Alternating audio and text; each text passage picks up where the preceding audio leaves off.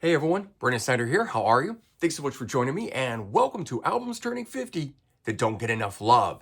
So, released in 1975, rock was king. It ruled the airwaves. Lots and lots of killer albums dropped. One of the greatest years in all of rock. And here we are, 2025, 50 years on. So, celebrating those anniversaries. Plenty of those big, mega, monumental albums will get lots of love, accolades, deluxe editions, you name it, it's gonna happen. But there's a lot of other albums that ran under the radar, that didn't get enough love, that are loved amongst some people like myself, and hopefully some of you guys out there as well. And so I want to shine a light on some of those great albums that are turning 50 this year in 2025. So stick around for that. We'll get into it in just a bit. But if you are new to my channel and you haven't already hit the subscribe button, please do. Also leave a comment, hit like, all those things do help support my channel. I'd greatly appreciate it. And of course, as an added bonus, if you turn on notifications, you'll never miss an episode and stay up to date on really cool things like this, albums turning 50 that don't get enough love. So as I mentioned, there's plenty of big ones that are turning 50 this year. Case in point, Aerosmith, Toys in the Attic. What an amazing album. I do hope we see a 50th anniversary deluxe edition of this album because it is totally warranted to get something like that for that album. And so, as I'm saying, you're going to get people talking about that album. You're going to get people talking about this next one here. Bad Company, Straight Shooter, same thing. Got the classic Feel Like Making Love on it. This next one here happens to be my absolute favorite Led Zeppelin album, Physical Graffiti. So again, people are going to be talking about this one here. No worries about that one. I threw this one in here. I don't think people are going to talk about it as much, but Rush, Fly By Night. Rush, such a major band, so of course you're going to see it appear on lists. And Bob Seger, Beautiful Loser. Love this one. I love Kathmandu. Just some great, great albums there that people are going to talk about that will make those, top 10 albums turning 50 kind of lists and stuff like that.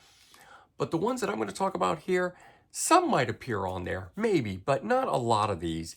And the first one up, I think, is a mega one that a lot of people will agree should have done a lot more than it did, but it didn't. American rock band Angel, their self-titled debut album featuring Greg Giuffria on keyboards. Of course, he would go on to have his own band, Giuffria and House of Lords. Unfortunately, the band itself is probably best known, though, for their connection to Kiss. As bassist Gene Simmons discovered them, they were managed by Bill Aucoin, ultimately signed to Casablanca, home of Kiss, and then marketed as sort of the antithesis of Kiss. Kiss being the black leather wearing band with face paint, and then Angel were the pretty boys dressed all in white leather, and so you had the dark image versus the light image, and they really played all that sort of stuff up. And I think in the end of the day, that sort of hindered people taking Angel really all that seriously because there was so much sort of pomp and circumstance behind it instead of just letting the music speak for itself. And ultimately, musically, they are described as pop rock, part of the progressive rock subcategory world. But in my opinion, they came a little bit too early for it with this release in 1975 and didn't quite make it. If they'd come a little bit later, they might have keyed right into everything, but the big boom and everything didn't happen. This album here, though, the opening track, Tower, is what really should have sent them over the top, and it did get played a lot on radio. It was actually used in a lot of advertisements, apparently, but without people knowing what it was, where it came from, I don't think it really helped translate into album sales or just people in general knowing who this album was. But all 8 of the tracks on this album are really, really good. In particular, Rock and Roller and the song Mariner. Rock and Roller is, just as it sounds, a killer hard rock song, but Mariner is this beautiful song that really builds and just takes over, where it is in the album, making itself known. But the album from start to finish, only being 8 tracks on it, but it just pulls you all the way through. And I definitely think this album here needs more love, needs more attention. Those of you in the know who Angel are will agree. But if you don't know who Angel is, check out this fantastic gem of an album from 1975. Next up, we got Welsh rock band Budgie and their 5th studio album, Bandolier. This is a killer album from start to finish, another one totally deserving of additional attention on it, but the band itself is probably, unfortunately, known more for who has covered them than their own exploits. Case in point with Metallica having covered 2 of their songs, and Metallica having essentially, not really 2 hits, but being well known that Metallica has covered these songs. First one is the song Bread Fan, which comes off of their 3rd studio album from 1973, Never Turn Your Back on a Friend, and then Crash Course in Brain Surgery coming from In for the Kill, and that one was 1974 and was their 4th studio album. So those 2 lead up to the one we want to talk about, this one, Bandolier. And while this one doesn't have a famous Metallica cover song on it the way those first 2 do, and people probably talk more about those albums than this one here, I actually think this one here is the stronger of the 2 albums. And we'll get into that in just a little bit more. But the other thing I wanted to point out, in that connection with Metallica, people often consider Budgie to be part of the new wave of British heavy metal, but they're not. They were way before all of that and really don't carry that. Although if you listen to them musically, they do fit in, which is an interesting thing. So if you want to call them, grandfather of new wave of British heavy metal sound, maybe, perhaps, right? But they are their own thing, and definitely you can see why Metallica covered them. So if this is one of those instances where you know Metallica but have never checked out Budgie, you definitely want to check them out. This is a great place to start, as well are the other 2 albums that I talked to you guys about. But this one here has a real blues sort of swagger to it. It's in the more hard rock groove sort of vein than, say, metal or even what you might consider the new wave of British heavy metal, but it's how the instruments are played, or the song structures, I should really say, that lend itself to that. Case in point, track number 3, Who Do You Want for Your Love, is a great one, but also Breaking All the House Rules. And then I love the aptly titled Napoleon Bonaparte 1 Part 2.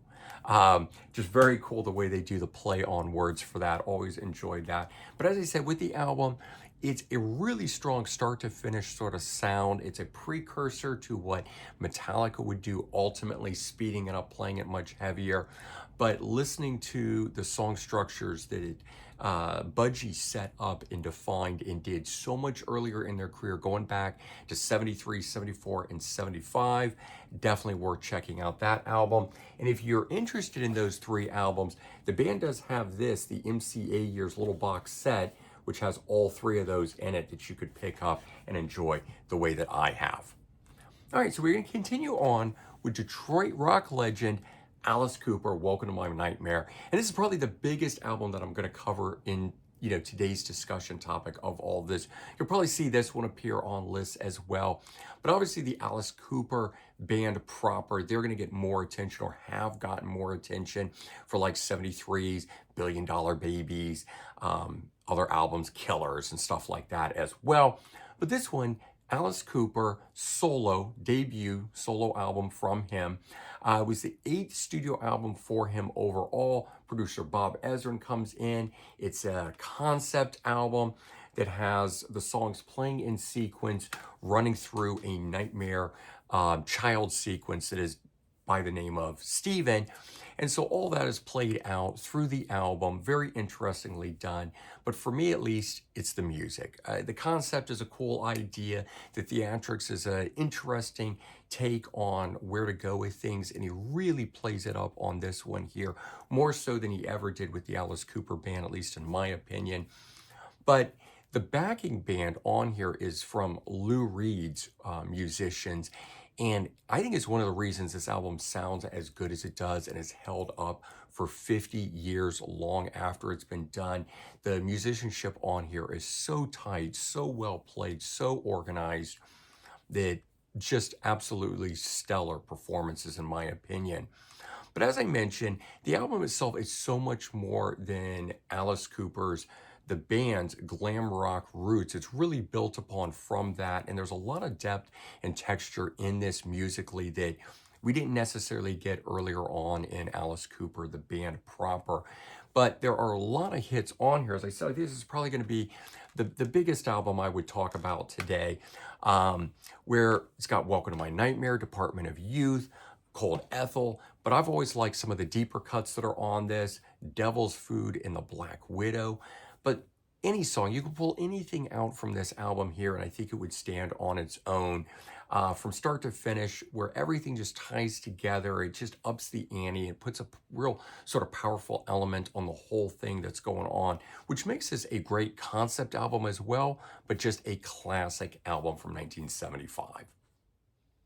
Next, we're going to talk about one of the greatest hard rock bands of all time, one of my favorite groups, Deep Purple. Come Taste the Band. Now, this is part of the Mark IV lineup, 10th studio album. This was the last to feature David Coverdale. He'd done 2 albums previous to this one here, but it was also the first album to feature new guitarist Tommy Bolin, taken over for Ritchie Blackmore on guitar. And Tommy brought a very different style to the group than Ritchie had. Certainly, you get a much more soulful blues rock feel, a swagger from Tommy that I don't think existed with Ritchie. Something that obviously, as we've touched on with some of the other artists today, that existed during this time frame. Certainly where things were going in the industry, or era, I should really say. But Tommy's playing on here really helped the album stand out, and I think in a good way. Yes, very different than Ritchie Blackmore, but at the same time, it has made this album here become such a fan favorite and get a really big cult following behind it that often doesn't happen with albums where they were down to, at this point, just Ian Gillan and John Lord as original members of the band, and they'd replace the 3 other guys. And so, yes, the big Deep Purple following had dropped away by this point, but in the years since, this album has grown in stature. And so even though an often underrated album, I definitely think it's worth exploring again. It's got some great standout songs on it. Coming Home, Getting Tighter, You Keep On Moving, which I think is the best track on the album. It's definitely some of David Coverdale's best work, I think, out of his entire career. But it's also one of Deep Purple's best albums and truly an unsung gem from 1975. Where would we be without a list if we didn't have at least one from the Irish Rockers, Thin Lizzy, included in it? Fighting. This is hands down my favorite album from the band anyway, so I'm glad to be able to include it here. Their 5th studio album picks right up where the last album, Nightlife, had left off. That was their 1974 album, where they moved into the 2-guitar attack of Scott Gorham and Brian Robertson. So, once they've established that, they've really started to bring forward what is an identifiable sound now that we would look back and certainly say, this is where it comes from, this is who they are.